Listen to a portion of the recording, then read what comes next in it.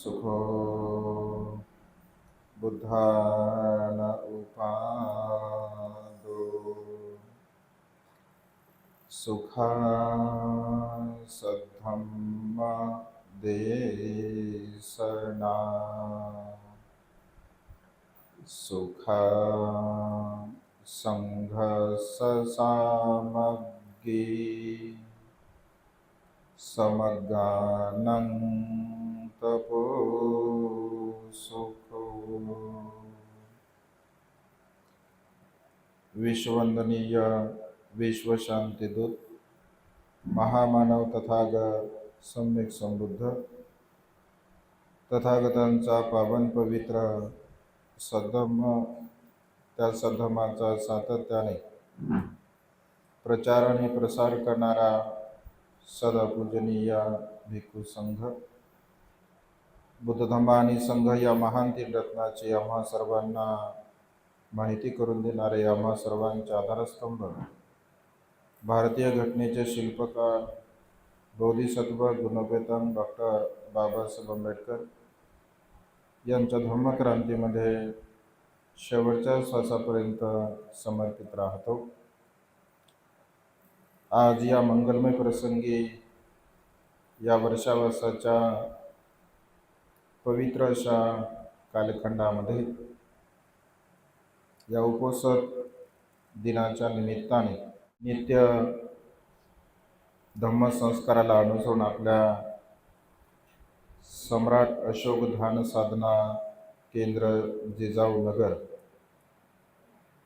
येथे उपस्थित सर्व श्रद्धासंपन्न उपासिका, त्याचप्रमाणे सातत्याने आपल्या प्युरिटी ऑफ माइंड या यूट्यूब चॅनलच्या द्वारा धम्मदेशना श्रवण करून आपल्या जीवनामध्ये अनंत आणि असीमसह पुण्य संपादन करणारे सर्वच श्रद्धासंपन्न उपासक उपासिका, आपणा सर्वांच्या प्रती अनंत असीम अपार मंगलमैत्रीची भावना व्यक्त करतो व आपणा सर्वांच्या हितासाठी, सुखासाठी आणि कल्याणासाठी तथागतांच्या श्रेष्ठ धम्मदेशनेला प्रारंभ करतो। आपण सर्वांनी शांत चित्ताने, एकाग्र चित्ताने तथागतांच्या श्रेष्ठ धम्मदेशनेला श्रवण करावे, ग्रहण करावे। या वर्षावासाच्या पवित्र अशा कालखंडामध्ये अत्यंत महत्त्वपूर्ण अशा ग्रंथाचा आपण वाचन, चिंतन आणि मनन करत आहात। धम्मपद गाथा आणि कथा अत्यंत महत्त्वपूर्ण असा हा ग्रंथ आहे। भगवंताचे अत्यंत सुंदर सुंदर त्यामध्ये कथेच्या द्वारा उपदेश आहेत। तर आज या मंगलमय प्रसंगी आपण एक वेगळ्या उपदेशाला श्रवण करूया। भगवंताने वेगवेगळ्या प्रसंगाला अनुसरून धम्म उपदेश दिलेले आहेत। उपासिकांना, उपासकांना, भिक्षूंना, भिक्खुनींना भगवंताचे उपदेश तसं तर सर्वांसाठीच लागू असतात, परंतु काही स्पेसिफिक उपदेश, महत्त्वपूर्ण उपदेश भगवंताने वेगवेगळ्या प्रसंगाला अनुसरून दिलेले आहेत। तर असे असंख्य उपदेश जेव्हा जेव्हा आपण श्रवण करतो, ऐकतो, त्याचं चिंतन मनन करतो, तर त्या उपदेशामधून एक प्रेरणा आपल्याला प्राप्त होत असते। भगवंताने मनुष्याचे गुण, मनुष्याचं पुण्य, त्याच्यामध्ये असणारे जे काही सद्गुण आहेत, कारण प्रत्येक मनुष्यामध्ये वेगवेगळ्या प्रकारचे बघा गुण असतात। काही लोकांमध्ये विशेष गुण असतात।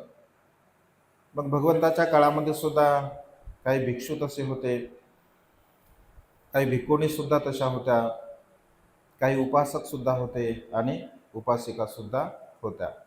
जसं आता तुम्ही धम्मपद म्हणजे ऐकतच आहात, तर त्याच्यामध्ये तुम्हाला समोर समोर गेल्यानंतर अनाथपिंडक असेल, त्यांची काय विशेषता आहे, माता विशाखा असेल, तिची काय विशेषता आहे, खुजोत्तरा दासी असेल, तिची काय विशेषता आहे, सारिपुत्त असतील, महामोग्गलन असतील, भंते आनंद असतील, अनिरुद्ध असतील, हे वेगवेगळ्या भिक्खूंच्या संदर्भामध्ये, भिक्खुनीच्या संदर्भामध्ये, उपासक आणि उपासिकेंच्या संदर्भामध्ये तुम्हाला ऐकायला मिळेल.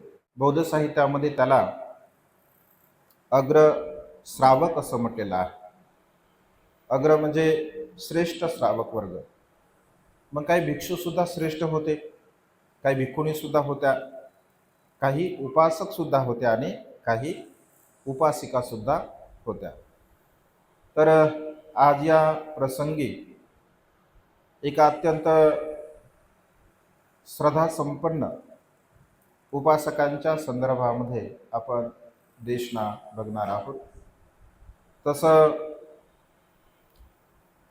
चरित्रात्मक दृष्टिकोनातून, म्हणजे चरित्र जर एखाद्या भिक्खूचं, भिक्खुनीचं, उपासक उपासिकांचं जेव्हा आपण चरित्र वाचतो, ऐकतो, चिंतन मनन करतो, तर एक प्रेरणा आपल्याला आपल्या जीवनामध्ये मिळत असते.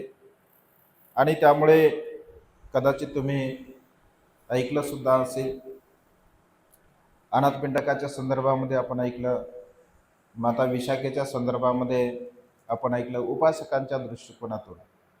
जसं माता विशाखेला उपासिकेमध्ये भगवंताने अग्रस्थान दिलं, अनाथपिंडकाला उपासकांमध्ये भगवंताने अग्रस्थान दिलं, सारिपुत्त महामोग्गलांना भगवंताने भिक्षूंमध्ये अग्रस्थान दिलं, खेमा नावाची भिक्खुनी होते, तिला भिक्खुनीमध्ये अग्रस्थान दिलं.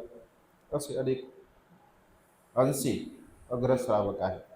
तर आज या प्रसंगी वाचन करत असताना, चिंतन मनन करत असताना एक अत्यंत जे प्रेरणादायी अशा प्रकारच्या भगवंताच्या काळातील एका उपासकांचं जीवन चरित्र माझ्या वाचण्यामध्ये आलं आणि मला असं वाटलं की आज ती देशना आपल्यासाठी करावी. चित्त गृहपती नावाचं एक बौद्ध साहित्यामध्ये अत्यंत महत्त्वपूर्ण असं व्यक्तिमत्व आहे. भिक्षू आपल्या वेगवेगळ्या प्रकारच्या गुणामध्ये प्रावीण्य प्राप्त करतात, तसेच उपासक सुद्धा त्या काळामध्ये होते. तसं आजही आहेत. काही उपासक ज्ञानी असतात, विद्वान असतात, पंडित असतात, बुद्धिवान असतात. भगवंताच्या काळामध्ये सुद्धा होते, आजही आहेत आणि भविष्य काळामध्ये सुद्धा राहतील.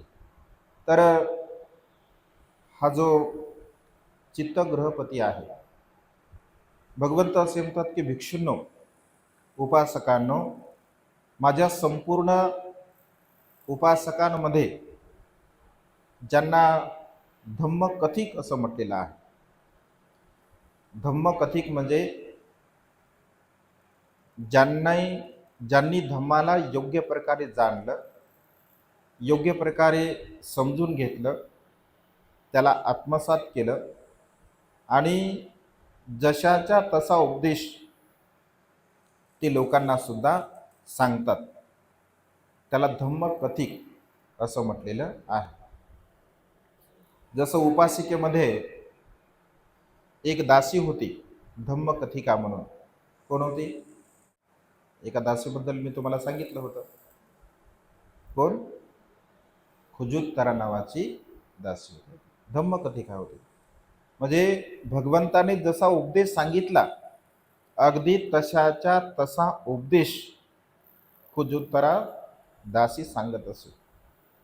अगदी तशाच पद्धतीने हा जो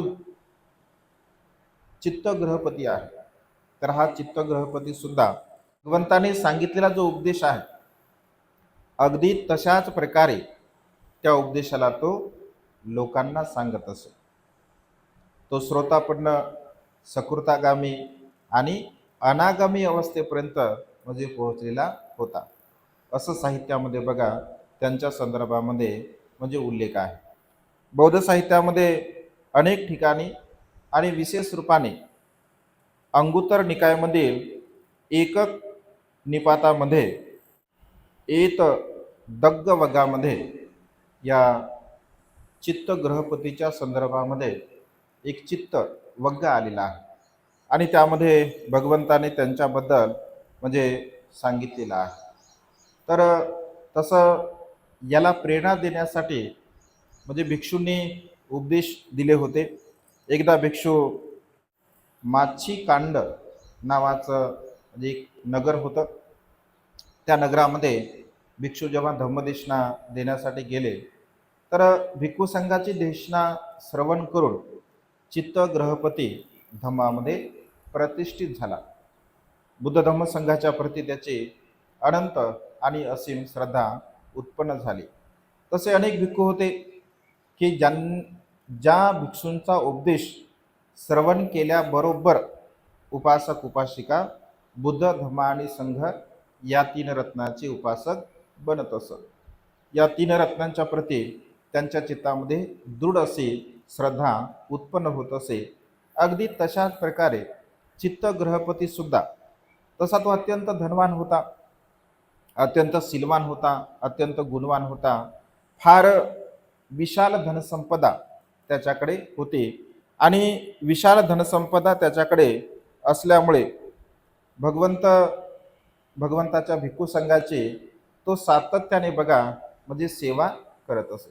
कारण सेवा भिक्खू संघाची केल्यामुळे, दानपुण्य केल्यामुळे आणि त्याने माचीकांड या ठिकाणी या नगरामध्ये एक सुंदर असं विहार सुद्धा निर्माण केलं होतं.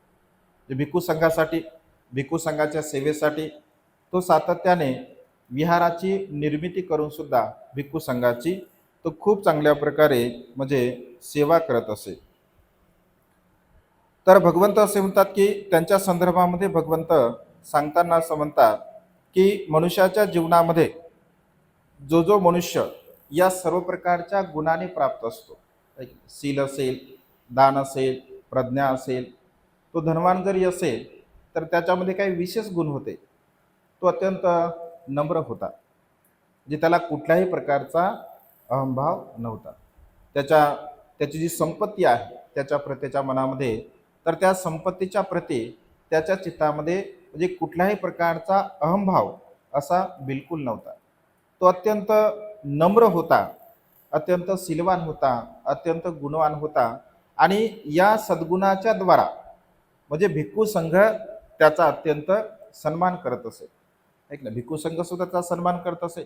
कारण कसं असतं की एखादा मनुष्य शीलवान असेल, गुणवान असेल, सदाचारी असेल, तो नेहमी सातत्याने दान पुण्य करत असेल, भिक्खू संघाची सेवा करत असेल, तर या सर्व प्रकारच्या गोष्टी म्हणजे त्याला प्राप्त होत असतात आणि त्यामुळे सातत्याने भगवंताने सांगितलेला जो मार्ग आहे त्या मार्गाचं प्रॅक्टिकली स्वरूपामध्ये बघा तो आचरण करत असेल. प्रॅक्टिकली जो भगवंताने म्हणजे धम्म सांगितलेला आहे तर त्या प्रॅक्टिकली धम्माला तो त्याने समजून घेतलं होतं.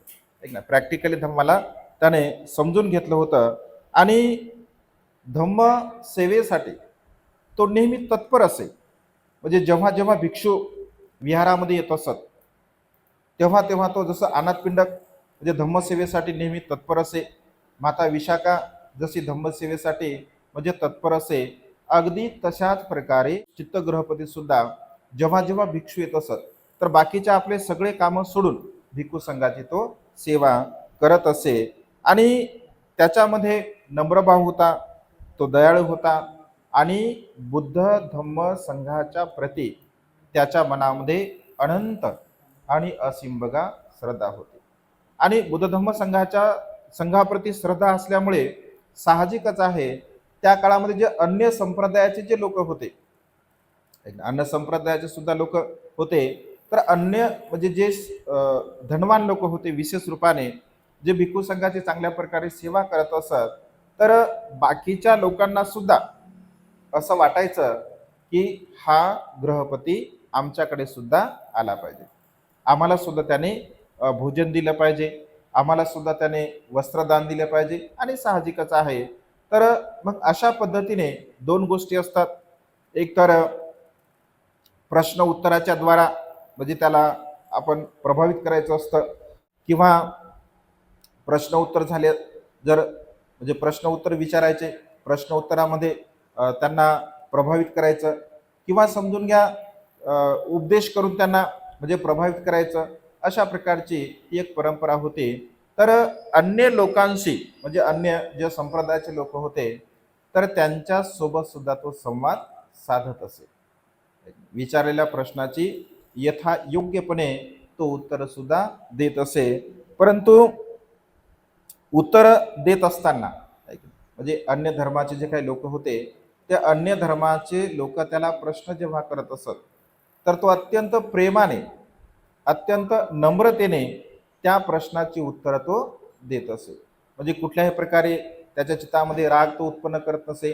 कधी कधी होतं ना, म्हणजे प्रश्न विचारल्यानंतर म्हणजे प्रश्न विचारण्याची जी काही भावना असते किंवा प्रश्न विचारण्याच्या मागचा जो उद्देश असतो तो प्रत्येकाचा बघा भिन्न भिन्न असतो.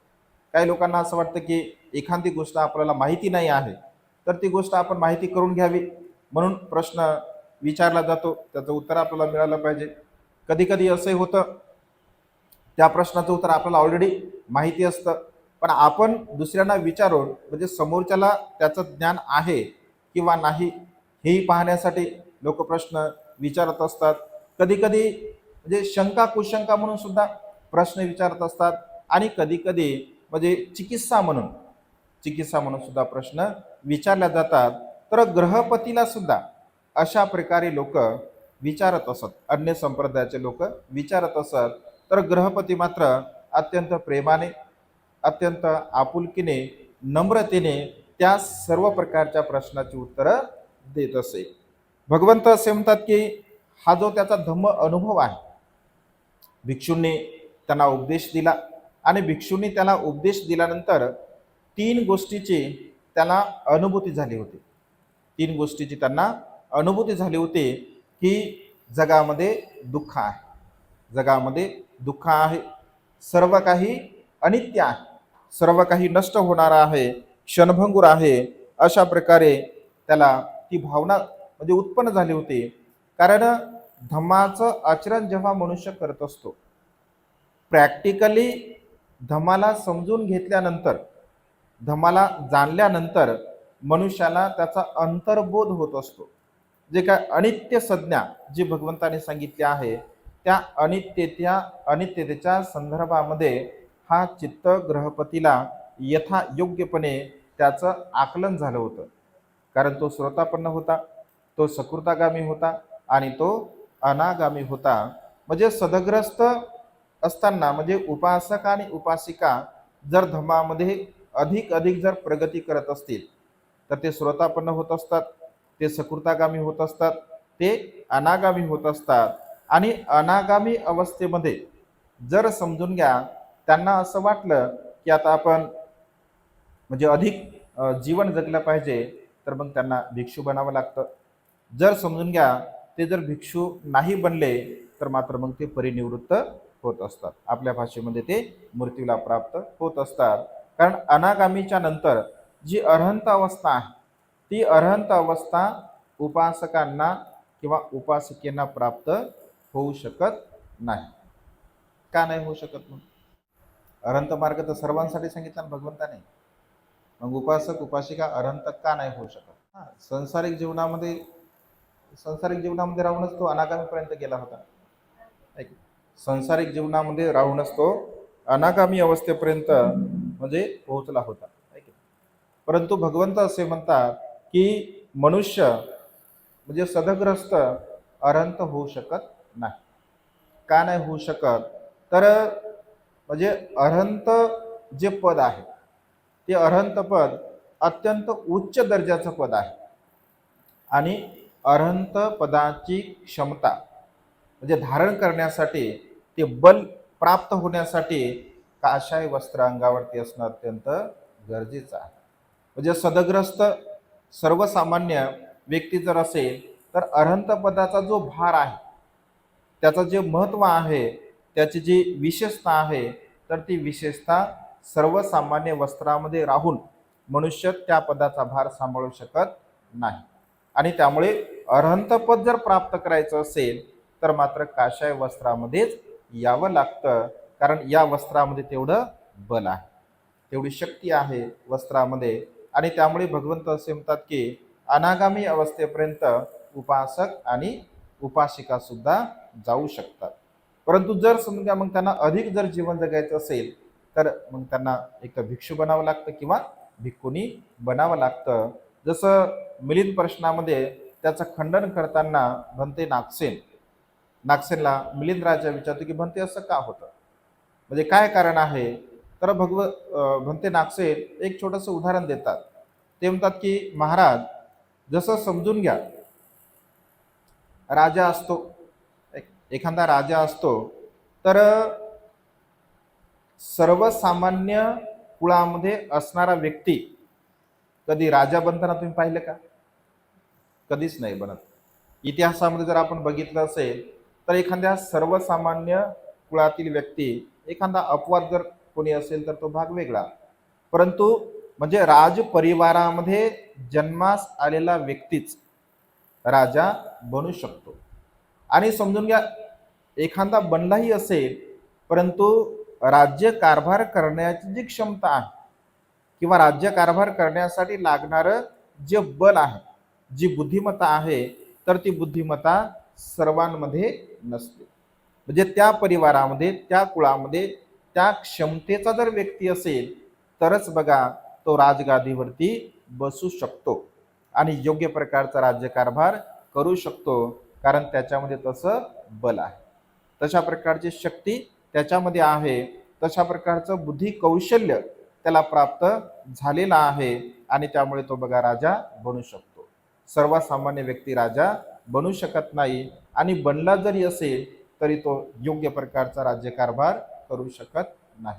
अगदी तशाच पद्धतीने अरहंताची जी ध्वजा आहे, म्हणजे अरहंत पदाचा जो भार आहे, तर तो भार सर्वसामान्य वस्त्रामध्ये असणारा व्यक्ती त्याला सहन करू शकत नाही, परिणामतः तो मृत्यूला प्राप्त होत असतो. आणि त्यामुळे अनागामी अवस्थेपर्यंत मात्र चित्तग्रहपती गेले होते. तर भगवंताचा उपदेश किंवा भिक्खू संघाचा उपदेश त्याने जेव्हा श्रवण केला, तर श्रवण केल्यानंतर त्याला अनुभूती आलेली आहे.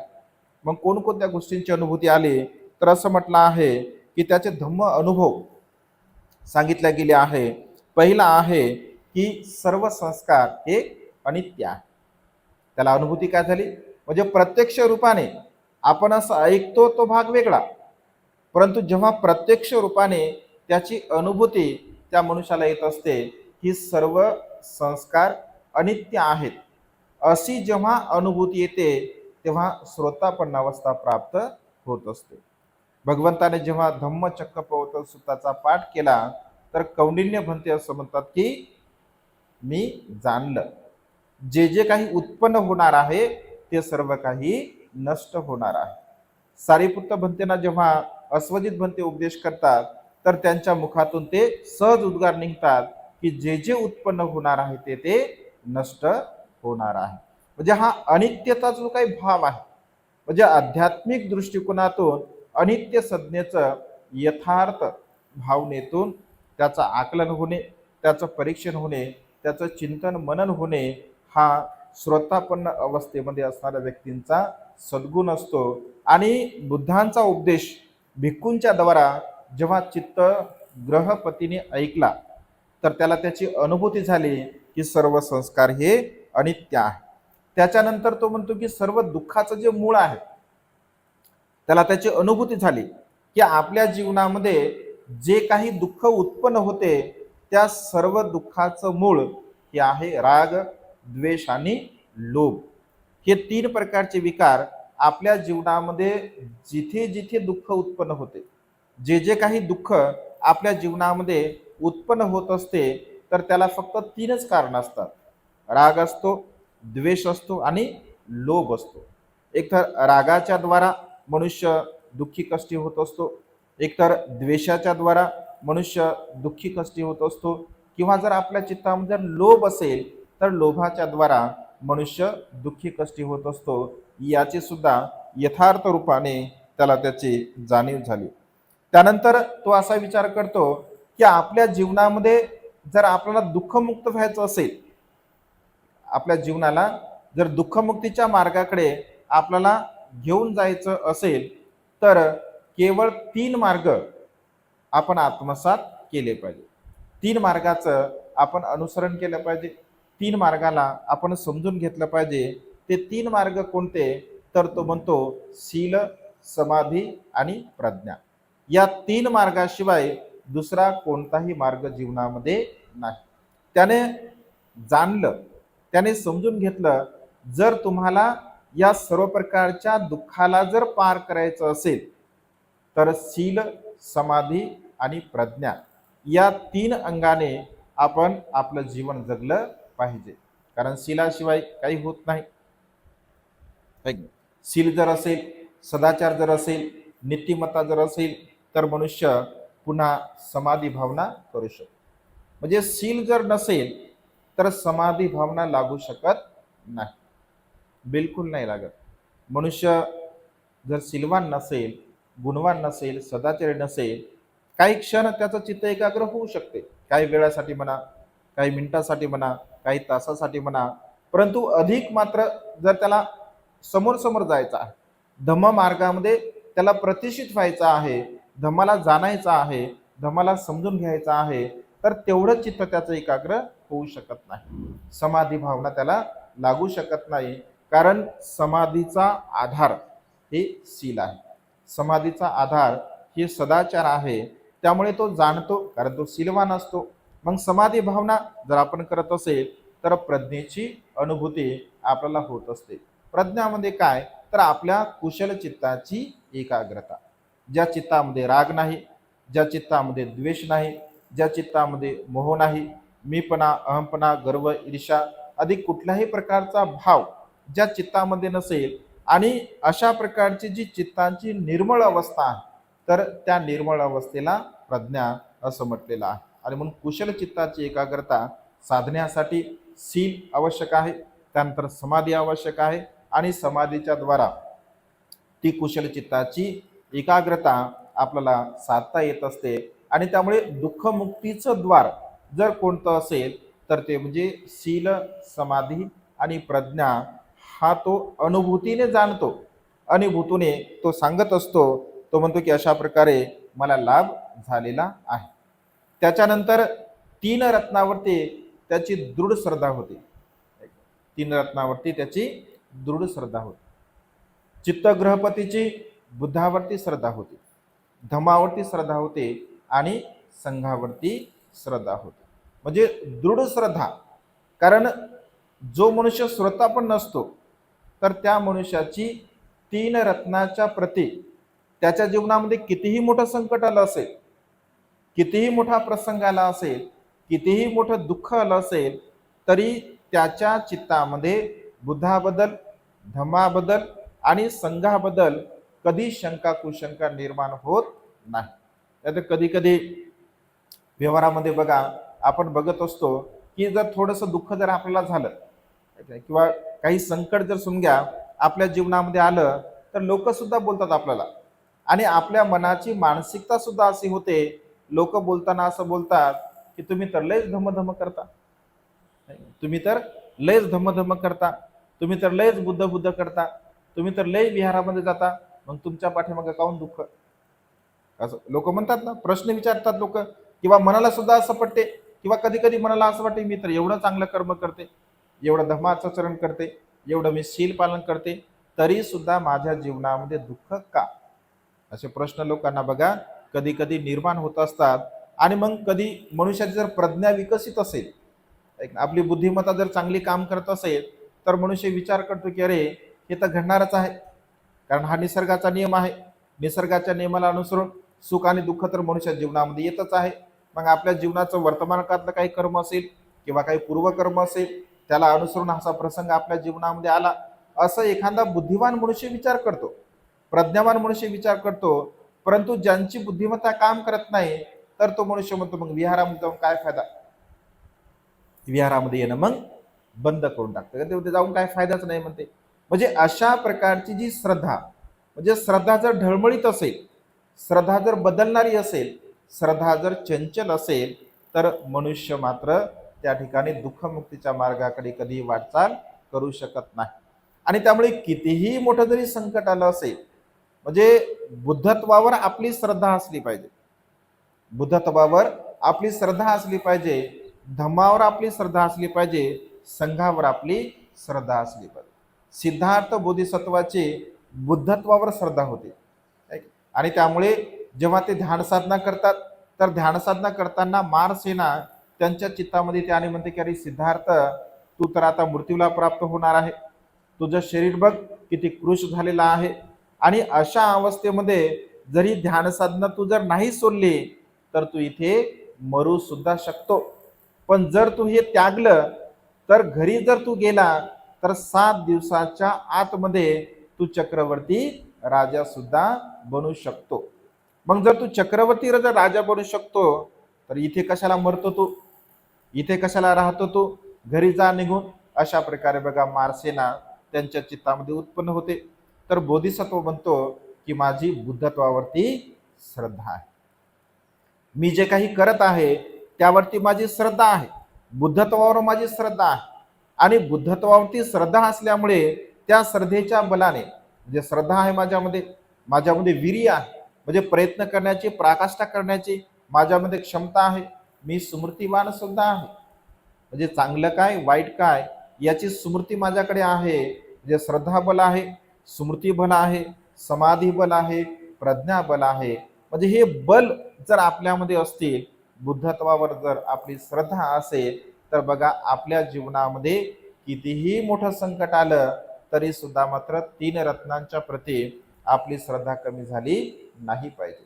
अशी दृढ श्रद्धा चित्त ग्रहपतीची होते. त्यांना अनेक वेळा प्रलोभन सुद्धा दिल्या गेले अन्य धर्माकडून, परंतु त्याचं चित्त कधीही ढळमळीत झालं नाही, कारण त्याची बुद्ध, धम्म आणि संघ या 3 रत्नावरती दृढ अशी श्रद्धा होती. अंबाटक नावाचं वन त्याने बघा भगवंताला दान दिलं होतं. त्या अंबाटक वनामध्ये त्याने सुंदर असं विहार बघा निर्माण केलं होतं, ज्या विहारामध्ये असंख्य भिक्खू नेहमीच वास्तव्य करत असत, नेहमी राहत असत. तो स्वतः प्रत्यक्ष भिक्खू संघाची सेवा करत असे, दान पुण्य करत असे. हा त्याच्यामध्ये असणारा हा सद्गुण होता, हा गुण होता. एवढे काही चांगले कर्म तो करत होता, परंतु एवढे चांगलं कर्म केल्यानंतर सुद्धा त्याने कधीही प्रसिद्धीची हाव केली नाही. त्याने कधीही नाही सांगितलं की मी एवढं विहार बांधलं, एवढी मी सेवा केली, एवढी मी सेवा करू शकतो. ना त्याच्या मनामध्ये अहंभाव होता, ना त्याला त्याची प्रसिद्धीची होती. म्हणजे अत्यंत नम्रपणे, अत्यंत शांतपणे भिक्खू संघाची आणि भगवंताची बघा सेवा करत असे. म्हणजे मनुष्याला जर धम्मज्ञान झालं, मनुष्याला जर बुद्ध धम्म संघाच्या प्रती जर मनुष्याला श्रद्धा झाली, तर तो मनुष्य बघा या सर्व प्रकारच्या ज्या काही मिथ्या संकल्पना, त्या सर्व प्रकारच्या मिथ्या संकल्पनेचा तो त्याग करत असतो आणि यथार्थ रूपाने धम्माला जाणतो, धम्माला समजून घेतो आणि धम्माला अनुसरून बघा तो जीवन जगण्याचा प्रयत्न करत असतो. संयुक्त निकायामध्ये अनेक ठिकाणी त्यांच्या संदर्भामध्ये उपदेश आले आहे.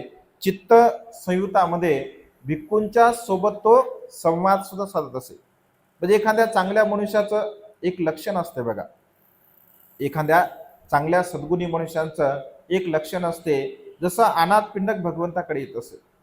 अनाथ पिंडक भगवंताकडे जेव्हा जेव्हा येत असे, तेव्हा तेव्हा भगवंत त्याला उपदेश करत असत. परंतु बौद्ध साहित्यामध्ये अनाथ पिंडकाने भगवंताला प्रश्न विचारला असा एकही उल्लेख नाही. कारण तो असा विचार करत असे की भगवंत म्हणजे राजकुमार होते, उच्च कुळामध्ये त्यांचा जन्म झाला, आपण त्यांना उगाच प्रश्न विचारा, मग त्यांना त्रास होईल. त्यांना अनेक लोक प्रश्न विचारतात, अनेक लोक भगवंताला त्रास देतात. ते तर सुकुमार आहेत, ते तर राजकुमार आहेत, आणि त्यामुळे आपण त्यांना कोणत्याही प्रकारचा प्रश्न विचारला नाही पाहिजे, असं अनाथ पिंडकाच्या मनामध्ये भगवंताच्या प्रतिभाव होता. पण भगवंत त्याच्यावरती अनुकंपा करतात.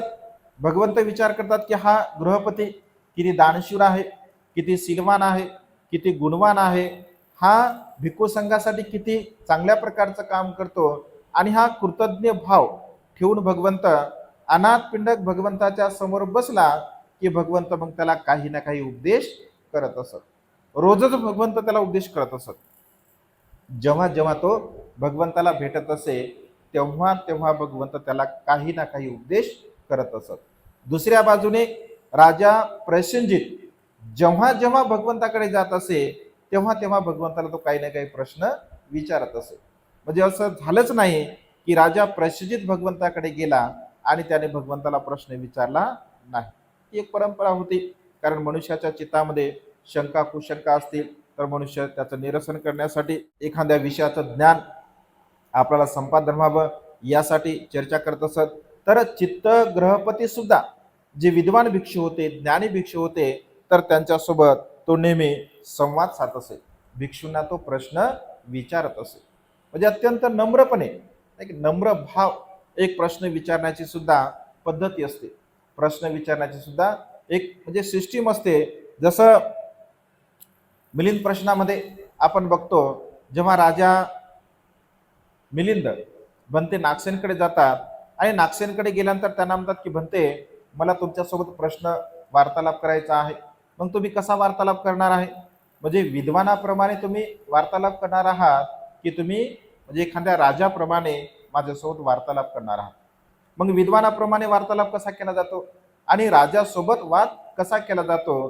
तर भंते सांगतात की सर, मी तुमच्यासोबत म्हणजे तुम्ही राजा म्हणून जर माझ्यासोबत वाद करसाल, तुम्ही जर मला प्रश्न विचारला, मी जर त्याचं उत्तर दिलं, मी जर तुम्हाला प्रश्न विचारला त्याचं उत्तर जर तुम्ही नाही दिलं, तर तुमच्या मनामध्ये कधीही येऊ शकते, अरे हा भिक्षू, मी राजा आहे आणि मी राजा असताना हा भिक्षू मला हरवतो, असं येऊ शकते. होऊ शकते की तुम्ही मला शिक्षा सुद्धा देऊ शकता, तुम्ही मला दंड सुद्धा करू शकता, कारण तुमच्यामध्ये बल आहे, तुमच्यामध्ये तो सैन्य आहे. तर आणि ते म्हणतात की विद्वानाप्रमाणे कसं असते?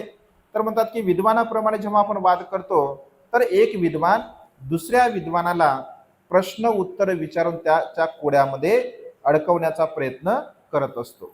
दुसरा विद्वान व्यक्ती त्या प्रश्नाची उकल करण्यासाठी आपलं सर्वस्व पणाला लावत असतो. परंतु समजून घ्या, या संवादामध्ये जर एखादा हरला तर हरणारा व्यक्ती कधीही द्वेष करत नाही, कधीही राग करत नाही, कधीही सूडबुद्धीची भावना मनामध्ये निर्माण करत नाही, तर तो त्याचा सन्मान करतो, त्याच्या विद्वतेचा सन्मान करतो. आणि त्यामुळे असा आपण विद्वानांचा वादविवाद असतो. तर राजा असं म्हणतो की भंते, आपण चिंता करू नका, मी सुद्धा विद्वानाप्रमाणे तुमच्यासोबत वार्तालाप करेल, मी राजा आहे असं बिलकुल तुम्हाला दाखवणार नाही. आणि जेव्हा बघा मेंढक प्रश्न जेव्हा सुरुवात होते, मेंढक प्रश्नाला, मेंढक प्रश्न म्हणजे अत्यंत कठीण भाग मिलिंद प्रश्नाचा आहे. मेंढक प्रश्नाला जेव्हा सुरुवात होते तर भंतेना तो सांगतो, भंते 8 दिवस आता कुठल्याही प्रकारचा वार्तालाप होणार नाही. 8 दिवसापर्यंत बघा राजा उपोषित शिलाचं पालन करत असतो. 8 दिवसापर्यंत तो राज्यकारभार थांबवतो. 8 दिवस एक सफेद वस्त्र अंगावरती घेतो आणि उपोषित शिलाचं 8 दिवसापर्यंत तो पालन करत असतो. 8 दिवस झाल्यानंतर मग पुन्हा तो चिंतन मनन करतो 8 दिवसामध्ये की आपल्याला काय विचारायचं आहे, काय विचार. हे विद्वान व्यक्तींचं लक्षण आहे. म्हणजे मनुष्य जसा एखादा सेनापती युद्धावर जाण्यासाठी सर्व प्रकारची तयारी करतो, अगदी विद्वान व्यक्ती सुद्धा जेव्हा धम्मचर्चा करतो तर ती तयारी करत असतो. आणि ते सुद्धा 8 दिवसापर्यंत चिंतन मनन करतात आणि मग मेंढक प्रश्नाला बघा सुरुवात करत असतात. अत्यंत नम्रपणे, अत्यंत प्रामाणिकपणे भंतेच्या समोर बसून ते भंतेला प्रश्न विचारत असतात. म्हणजे ही एक नम्रता भाव. तर चित्तग्रहपती सुद्धा जेव्हा जेव्हा भिक्षूंकडे जात असे तर तेव्हा तेव्हा भिक्षूंना अत्यंत नम्रपणे तो प्रश्न विचारत असे, कारण तो स्वतः विद्वान होता, तो स्वतः ज्ञानी होता, स्वतः तो पंडित होता आणि त्यामुळे अत्यंत नम्रपणे तो प्रश्न विचारत असे, धम्माची चिकित्सा करणे त्याला आवडत असे. विद्वान व्यक्तीचं लक्षण काय? त्याला धम्माची चिकित्सा करायला आवडते. चिकित्सा म्हणजे काय? तर धम्मामध्ये ज्या काही छोट्या मोठ्या गोष्टी असतात, धम्मामध्ये जे काही क्लिष्ट अशा विषय असतात, त्या क्लिष्ट विषयावरती, कठीण विषयावरती वार्तालाप करण्याची त्याला मात्र आवड होती. म्हणजे चिकित्सा करत असत. एकमेकांचं जे ज्ञान आहे, विद्वत्ता आहे, तर ती विद्वत्तेच्या द्वारा बघा धम्माची चिकित्सा करणे त्याला आवडत असे आणि त्यामुळे तो अनेक भिक्खूंसोबत खूप चांगल्या प्रकारे संवाद करत असे. त्यानंतर म्हणजे धम्माचा योग्य प्रकारचा अर्थ समजून घेण्याची त्याची हतोटी होती. धम्माचा अर्थ म्हणजे योग्य प्रकारे धम्माचा अर्थ समजून घेतला पाहिजे. योग्य प्रकारे जर धम्माचा अर्थ मनुष्याने जर समजून घेतला नाही तर त्याद्वारा मनुष्याला त्याच्या जीवनामध्ये जो लाभ होणार आहे, जो फायदा होणार आहे, तर तो फायदा मात्र होत नाही. जसं काही प्रश्न असे आहेत म्हणजे योग्य प्रकारचा अर्थ न समजून घेतल्यामुळे मनुष्याला काही गोष्टी म्हणजे त्याची उकल झाली नाही. जसं जन्म आणि पुनर्जन्म हा जो विषय आहे, हा विषय लोक समजून घेत नाही, त्याचा योग्य अर्थ लोक समजून घेत नाहीत आणि त्यामुळे मनुष्याच्या चित्तामध्ये शंका कुशंका उत्पन्न होत असतात.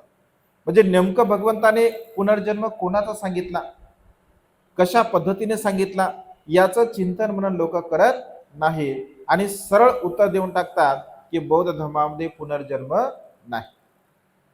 दुसऱ्या बाजूने आणखी एक प्रश्न विचारला जातो की बौद्ध धर्म हा हिंसावादी आहे की अहिंसावादी आहे.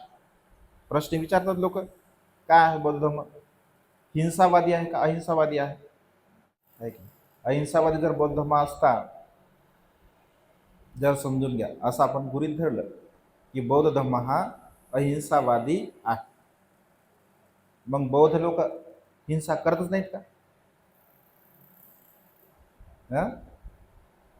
करतच नाहीत का? जर बौद्ध धर्म जर समजा अहिंसावादी आहे तर बौद्ध लोक हिंसा करतच नाहीत का? करतच नाही. मग कसा काय बौद्ध धर्म अहिंसावादी आहे? बौद्ध धर्म ना हिंसावादी आहे ना अहिंसावादी आहे. बौद्ध धर्म हा सत्यवादी आहे. बौद्ध धर्म काय आहे? सत्यवादी आहे. सत्याचा स्वीकार करणारा बौद्ध धर्म आहे. आता अनेक लोक असं म्हणतात की चक्रवर्ती सम्राट अशोकाने तलवारीचा त्याग केला. म्हणतो की नाही आपण, बोलता बोलता भाषणामध्ये फार मोठमोठे भाषण म्हणजे लोक हाणतात, ऐक नाही, त्याग केला, तलवार फेकून दिली, असं तसं म्हणतात. कोण पाहिली तलवार फेकून दिलेली? कोण पाहिली? आणि भगवंताने असं कधी म्हटलं? राजा बिंबिसाराला कधी म्हटलं? असं तुम्ही ऐकलं कधी की राजा बिंबिसाराला भगवंत म्हणाले की तलवारीचा तुम्ही त्याग करा? राजा प्रशिंस्ताला भगवंत कधी म्हटले की तुम्ही तलवारीचा त्याग करा? कधी म्हटले? एकही तर उदाहरण नाही असं. कारण जेव्हा अंगुलीमालाला पकडण्यासाठी राजा प्रसेंजित जातो तर कसा जातो? तो तर पूर्ण तयारीनेच येतो ना, तलवार भाला सगळं सैनिक वगैरे घेऊन येत असतो. राजे लोकांनी जर तलवारीचा त्याग केला असता, ऐक ना, भगवंताच्या उपदेशाला किंवा भगवंताने त्यांना सांगलं असतं की तुम्ही तलवारीचा पूर्णपणे त्याग करा, तर त्यांच्यावरती कोणी आक्रमण केलं असतं? ते राजे लोक राहिले असते का? कोणी त्यांच्यावरती आक्रमण केलं असतं? भगवंत असे म्हणतात की म्हणजे आपण होऊन कधीही कोणाची हिंसा नाही केली पाहिजे, आपण होऊन कधीही कुणाला त्रास नाही दिला पाहिजे. परंतु आपल्यावर जर कोणी आक्रमण करत असेल, आपल्याला जर कोणी मारत असेल, तर त्याचा प्रतिकार मात्र आपण नक्कीच केला पाहिजे. म्हणजे त्या प्रतिकाराच्या द्वारा त्या समोरच्या व्यक्तीला मारलंच पाहिजे असं बिलकुल नाही आहे. जसं प्रशिक्षण, जसं कराटे असं म्हणतात, मार्शल आर्ट्स कुणाचे आहे? भिक्खूंची निर्मिती आहे. मार्शल आर्ट हे भिक्खूंची निर्मिती आहे. कारण अनेक लोक, चोर लोक, गुंड प्रवृत्तीचे लोक भिक्षूंची हत्या करत असत. मग भिक्षूंची हत्या का करायचे? कारण भिक्षूंना अत्यंत उच्च दर्जाचे वस्त्र दिल्या जात असत. राजे लोक, श्रेष्ठी लोक अत्यंत लाख मोलाचे वस्त्र त्यांना ते दान द्यायचे. आणि मग भिक्षूंना मारून त्यांचे वस्त्र सुद्धा अनेक प्रसंग तसे साहित्यामध्ये पाहायला मिळतात की वस्त्र घेऊन जात असत. जे स्वतःची सुरक्षा करण्यावादी म्हणजे सुरक्षावादी, सुरक्षा आपण केली पाहिजे ना, स्वतःची आपण सुरक्षा केली पाहिजे. आपण होऊन कधीही कुणावरती आक्रमण केलं नाही पाहिजे. पण जर आपल्यावरती जर आक्रमण करत असेल, बाबासाहेब काय म्हणतात, जुल्म सहने वालों से जुल्म करने वालों से जुल्म सहने वाला ज्यादा गुन्हेगार होता है की नाही. मग जर समजून घ्या, आपण जर अन्याय अत्याचार जर सहन करत असेल, करणारा तर करेलच ना, अन्याय अत्याचार करणारा तर करेलच. का करतो? कारण आपण सहन करतो, ऐक ना, आपण सहन करतो म्हणून तो आपल्यावरती अन्याय अत्याचार करतो. पण जर आपण जर त्याचा प्रतिकार केला, आपण जर त्याचा विरोध केला, तर तो विचार करतो की आपल्यावरती हा अन्याय कसा केला पाहिजे. त्यामुळे अन्याय सहन नाही केला पाहिजे. म्हणजे बाबासाहेब बघा तेच तत्व सांगतात, बुद्ध सुद्धा सांगतात की आपल्यावरती जर अन्याय होत असेल तर त्याचा प्रतिकार आपण केला पाहिजे. आपण होऊन मात्र कुणावरती हल्ला नाही केला पाहिजे. आणि त्यामुळे अनेक लोक म्हणतात की बौद्ध धर्म अहिंसावादी आहे, हिंसावादी आहे किंवा वेगळ्या प्रकारच्या व्याख्या करतात. तर बौद्ध धर्म हा सत्यवादी आहे. बौद्ध धर्म हा सुरक्षा, स्वतःची रक्षा करणारा. कारण स्वतःची रक्षा जर आपण करेल तर आपण इतरांची रक्षा करू शकतो. जर आपण स्वतःची जर रक्षा करत नसेल तर इतरांची रक्षा आपण करू शकत नाही. आणि त्यामुळे चक्रवर्ती सम्राट अशोकांनी बौद्ध धर्माचा जरी स्वीकार केला तरी सुद्धा एक राजा म्हणून त्याच्यासोबत नेहमी शस्त्र असायचं. कारण मला सांगा, एवढ्या लोकांना त्यांनी मारलं ना, त्यांनी एवढ्या लोकांवर त्यांनी कलिंगासारखं त्यांनी युद्ध केलं. त्यांचा शत्रू पूर्णपणे नष्ट झाले होते. आणि अशा अवस्थेमध्ये जर त्यांनी शस्त्राचा त्याग केला असता तर काय झालं असतं? कारण त्यांची ती दहशत होती किंवा तशा पद्धतीने त्याने ते निर्माण केलं होतं. परंतु जो राजा आहे, राजाचा अलंकार म्हटलं ना, शस्त्राला राजाचा अलंकार असं म्हटलं आहे. शस्त्र जसं एका गाथेमध्ये भगवंत असे म्हणतात, जसा एखादा क्षत्रिय आपल्या सर्व शस्त्रांशी तो शोभून दिसत असतो, ऐक ना, बुद्ध तसे आपल्या ज्ञानाने शोभून दिसत असतात. आणि त्यामुळे बौद्ध धम्म हा बघा सत्यवादी आहे, सत्याचा स्वीकार करणारा नेहमी बौद्ध धम्म आहे, प्रसंगाला अनुसरून. कारण बाबासाहेब काय म्हणतात, I am first Indian and last Indian. म्हणजे धर्माला पहिले नाही म्हटलं बाबासाहेब. बाबासाहेबांनी असं म्हटलं का, मी पहिल्यांदा बौद्ध आहे आणि नंतर भारतीय आहे? असं बिलकुल नाही म्हटलं बाबासाहेबांनी. बाबासाहेब असं म्हणजे मी पहिले भारतीय आहे, नंतर मी बौद्ध धर्मीय आहे. म्हणजे धर्म हा नंतरची बाब आहे, परंतु स्वतःची सुरक्षा, आपल्या देशाची सुरक्षा ही महत्त्वपूर्ण मानली पाहिजे. आणि त्यामुळे बघा, श्रीलंकेमध्ये जेव्हा लिट्टेनसोबत युद्ध होतं तेव्हा 10,000 तरुणांनी काशाय वस्त्राचा त्याग करून सैन्यामध्ये ते भरती झाले होते. का? कारण देशाचं संरक्षण पहिले करायचं. प्रभाकरन तुम्ही नाव ऐकलं? लिट्टे बाबा प्रभाकरन बघा, तुम्ही कधी मूव्ही वगैरे जर बघितला असेल तर श्रीलंकेमध्ये तामिळ जे लोक होते तिकडे त्या जाफना नावाचा एक भाग आहे, तिथे प्रभाकरन नावाचा अत्यंत त्या काळामध्ये गुंड प्रवृत्तीचा फार मोठा डाकू होता. तर त्याने खूप अत्याचार केले आहे. तर त्याला म्हणजे संपवण्यासाठी श्रीलंकेमध्ये युद्ध झाले होते. तर तिथे बघा भिक्षुनीचे उरक आले होते. म्हणजे धम्माची सुरक्षेच्या पहिले आपल्या देशाची सुरक्षा होणं अत्यंत गरजेचं आहे. आणि त्यामुळे योग्य अर्थ समजून म्हणजे सांगायचं आपण किंवा अर्थ समजला पाहिजे. अर्थाचा म्हणजे गैरअर्थ कसा होतो, जसं पुनर्जन्म, अहिंसा, हिंसा, अशा यावरून तो तिकडं बघा तो विषय गेला. तर योग्य अर्थ आपण समजून घेतला पाहिजे. म्हणजे धम्माचा जर योग्य अर्थ जर आपण समजून घेत असेल तर गोंधळ निर्माण होत नाही. आणि गोंधळ जर निर्माण करून घ्यायचा नसेल तर त्या अर्थाची चिकित्सा सुद्धा आपल्याला करता आली पाहिजे. आणि चित्तग्रहपती सुद्धा धम्माची चिकित्सा करत असे, अर्थ समजून घेत असे, सम्यक दृष्टी असली पाहिजे. तो असं म्हणतो की धम्म आचरण करताना आपल्याकडे सम्यक दृष्टी असली पाहिजे.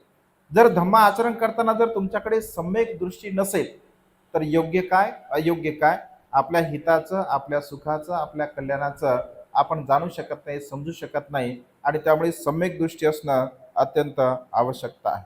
ध्यान साधना हा त्याचा मुख्य उद्देश आहे. कारण ध्यान साधना सुद्धा करण्यामध्ये तो अग्र होता.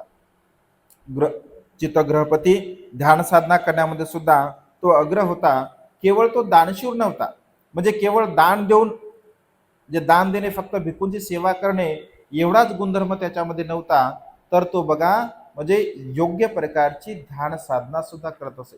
तो चांगल्या प्रकारचं चिंतन मनन सुद्धा करत असे. ध्यानामध्ये त्याने अनेक प्रकारच्या पायऱ्या प्रगती केली होती. आणि मग ध्यानाच्या अवस्थेमुळेच श्रोतापन्न, सकृतागामी, अनागामी अवस्थेपर्यंत बघा ते पोहोचले होते. त्यांची वाणी अत्यंत सुमधुर होती. चित्तगृहपतीची वाणी अत्यंत सुमधुर होते. तो कधीही कुणालाही क्रोधाने, द्वेषाने, कटू शब्दाने कधीही बोलत नसे. प्रत्येक व्यक्तींसोबत संवाद साधताना, मग ते भिक्षू असो किंवा उपासक असो, अत्यंत नम्रपणे, अत्यंत सम्यक वाणीने बघा तो वार्तालाप करत असे. हे ज्ञानी विद्वान व्यक्तीचं सुद्धा एक लक्षण आहे. आणि त्यांचा अंतिम उद्देश, जे जीवनाचा अंतिम उद्देश काय मनुष्याचा असतो, तर असं म्हटलं आहे की जेव्हा तो मृत्यू समय असतो, तर मृत्यू समय असताना सुद्धा तो चिंतन मनन करतो की हे सर्व काही अनित्य आहे, हे सर्व काही नष्ट होणार आहे, हे सर्व काही क्षणभंगूर आहे. म्हणजे धम्म असल्यामुळे बघा मनुष्य त्या धम्माचं चिंतन, म्हणजे आपल्याकडे असणारं जे ज्ञान आहे त्या ज्ञानाचा उपयोग जर आपल्या हितासाठी, आपल्या सुखासाठी, आपल्या कल्याणासाठी जर होत असेल तर ते धम्मज्ञान आपल्या कामाचं. पण जर आपल्याकडे असणाऱ्या ज्ञानाचा आपल्या स्वतःच्या सुखासाठी जर उपयोग होत नसेल तर ते काय कामाचं, काहीच लाभ नाही आहे. आणि त्यामुळे आपल्याकडे असणाऱ्या ज्ञानाचा आपण उपभोग घेतला पाहिजे असं म्हटलं आहे. असंही म्हणतात बघा, हा तो मृत्यू समय होता, तर देवता लोक सुद्धा म्हणजे आपापल्या देवता भूमीमध्ये त्यांना घेऊन जाण्यासाठी, किंवा तुम्ही या कुशलकर्माच्या बलाने उच्च दर्जाचं असं ऐश्वर, स्वर्गीय सुख तुम्ही प्राप्त करा, अशा प्रकारचे बघा देवता लोक त्यांना याचना करत होते. परंतु ते असं म्हणतात की हे सुद्धा नष्ट होणार आहे, हे सुद्धा क्षणभंगूर आहे. आणि त्यामुळे शुद्ध देववासामध्ये जाण्याची बघा त्यांनी आपल्या मनाची तयारी केली होती. म्हणजे जेव्हा मनुष्य कुशल कर्म करतो, पुण्यकर्म करतो, चांगले कर्म करत असतो, तर चांगले कर्म करणारा मनुष्य अशा प्रकारचा भाव आपल्या मनामध्ये निर्माण करत असतो. आणि त्यामुळे आपण चित्तग्रहपतीचा जो आदर्श आपल्यासमोर घ्यायचा आहे, तर मग त्यांचा आदर्श जर आपल्याला घ्यायचा तर काही महत्त्वपूर्ण गोष्टींचं आपण आचरण केलं पाहिजे. जसं सम्यक मार्गाने, तो असं म्हणतो की सम्यक मार्गाने मनुष्याने धनाचा संग्रह केला पाहिजे. योग्य मार्गाने, सम्यक मार्गाने, चांगल्या मार्गाने धनाचा आपण संचय केला पाहिजे. नेहमी जे काही दान पुण्य आपण करत असतो तर ते दान पुण्य सम्यक मार्गाने कमावलेल्या संपत्तीमधून आपण दान पुण्य केलं पाहिजे. कारण सम्यक मार्गाने कमावलेली जर धनसंपत्ती आहे आणि त्या संपत्तीतून जर आपण दान पुण्य करत असेल तर आपला समाधान लाभते, मानसिकता आपली चांगली बनते.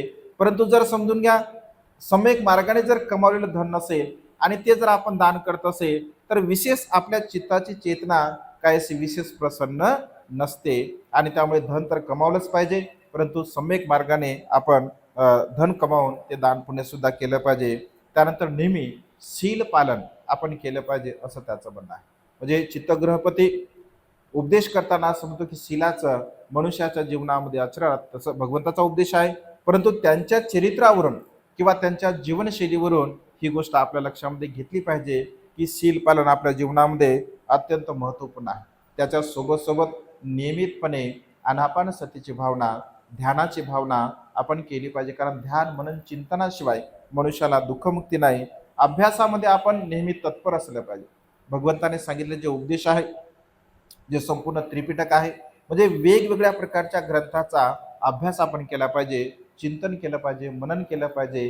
कारण आपली प्रज्ञा जर आपल्याला विकसित करायचे असेल तर असंख्य ज्ञानाचा संग्रह आपण आपल्या जीवनामध्ये केला पाहिजे. योग्य प्रकारे संस्कारी जीवन जगण्याचा बघा आपण प्रयत्न केला पाहिजे. आपण जे कमावतो तर त्यासाठी विहार निर्माण कार्यासाठी आपण दान पुण्य केलं पाहिजे, कारण त्यांनी स्वतः विहार निर्माण केलं होतं. कारण विहार निर्माण केल्यामुळे त्यामध्ये अनेक भिक्षू येतात, अनेक भिकुणी येतात, उपासक येतात, उपासिका येतात. म्हणजे धम्म ज्ञानाचं जे काही कार्य आहे किंवा धम्म प्रचार आणि प्रसाराचं जे कार्य आहे तर ते कार्य बघा त्यामधून होत असते. म्हणजे अशा पद्धतीने चित्त ग्रहपतीच्या चित्तामध्ये जी धम्माच्या प्रती श्रद्धा होते त्या श्रद्धेच्या द्वारा बघा त्याने अत्यंत कुशल कर्म केलं, अत्यंत पुण्य कर्म केलं, चांगलं कर्म केलं आणि मृत्यू समय असं म्हटलं आहे की शुद्ध वासा ब्रह्मलोकांमध्ये बघा त्यांचा जन्म झाला. कारण ते श्रोतापन्न होते, सकृतागामी होते आणि अनागामी होते. अनागामी अवस्थेमध्ये जाणारा सदग्रस्त पुन्हा या संसारामध्ये जन्मग्रहण करत नाही. म्हणजे त्याच अवस्थेमध्ये उच्च अवस्थेमध्ये तो निर्वाण पदाला प्राप्त होत असतो आणि त्यामुळे त्यांची ही निर्वाण पदाची अवस्था प्राप्त झाली. मग एवढं कुशल कर्म, एवढं पुण्यकर्म त्याला का प्राप्त झालं?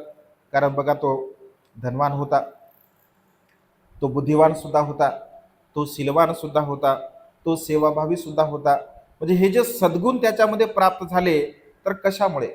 तर भगवंत असे म्हणतात की चित्तग्रहपतीने अनेक जन्मामध्ये अनेक जन्मामध्ये बुद्धांची सेवा केली, अनेक जन्मामध्ये त्याने विहार निर्माण केले, अनेक जन्मामध्ये त्याने दान पुण्य केलं, अनेक जन्मामध्ये त्याने कुशल कर्म केले. म्हणजे मनुष्य जे जे काही कुशल कर्म करतो, पुण्य कर्म करतो, दान कर्म करतो, या सर्व प्रकारच्या पुण्याच्या भावे जसं आज वर्तमान काळामध्ये आपण जीवन जगत असताना आपण शील पालन करतो, आपण दान पुण्य करतो, आपण प्रज्ञेचा अभ्यास करतो, धम्माचं चिंतन मनन करतो. तर हे जे काही कुशल कर्म असतात आपले हे पुण्यकर्म असतात. या पुण्यकर्माच्या द्वारा जर समजून घ्या याच जन्मामध्ये जर आपण आपला राग, द्वेष, लोभ, मोह, मीपणा, अहंपणा, गर्व, ईर्ष्या या सर्व प्रकारच्या विकाराला जर नष्ट केलं तर याच जन्मामध्ये आपल्याला दुःखमुक्तीची अवस्था प्राप्त होऊ शकते. परंतु समजून घ्या आपण सर्व प्रकारच्या विकाराला जरी नष्ट नाही केलं, आपण दुःखमुक्त जरी नाही झालो तरी सुद्धा मात्र आपण जे पुण्यकर्म करतो, आपण जे कुशल कर्म करतो तर हे कुशल कर्म, हे पुण्यकर्म येणाऱ्या काळामध्ये समजून घ्या कुणाचे जर फार पुण्यकर्म आहे, अधिक पुण्यकर्म आहे तर ते येणाऱ्या मैत्रेय बुद्धांच्या काळामध्ये सुद्धा जन्म घेऊ शकतात. म्हणजे अशा पद्धतीने या पुण्याचा संचय बघा आपल्याला प्राप्त होत असतो आणि त्यामुळे सातत्याने नेहमी केवळ या वर्षावासाच्या पवित्र कालखंडामध्येच नव्हे तर सातत्याने आपल्या जीवनामध्ये आपण धम्माचं आचरण केलं पाहिजे, धम्माला जाणलं पाहिजे, समजून घेतलं पाहिजे. चित्तग्रहपती यांच्या उदाहरणावरून आपल्याला पाहायला मिळतो आणि त्यामुळे आज या मंगलमय प्रसंगी धम्मकथिक चित्तग्रहपतीचं एक आदर्श व्यक्तिमत्व, आदर्श जीवनचरित्र या संदर्भामध्ये थोडक्यामध्ये आपण उपदेश श्रवण केला. आपणा सर्वांच्या प्रती अनंत असीम अपार मंगलमैत्रीची भावना व्यक्त करून ही धम्मदेशना संपन्न करतो. सर्वांचं मंगल हो, सर्वांचं कल्याण हो, सर्वांना दीर्घायुष्य लाभो.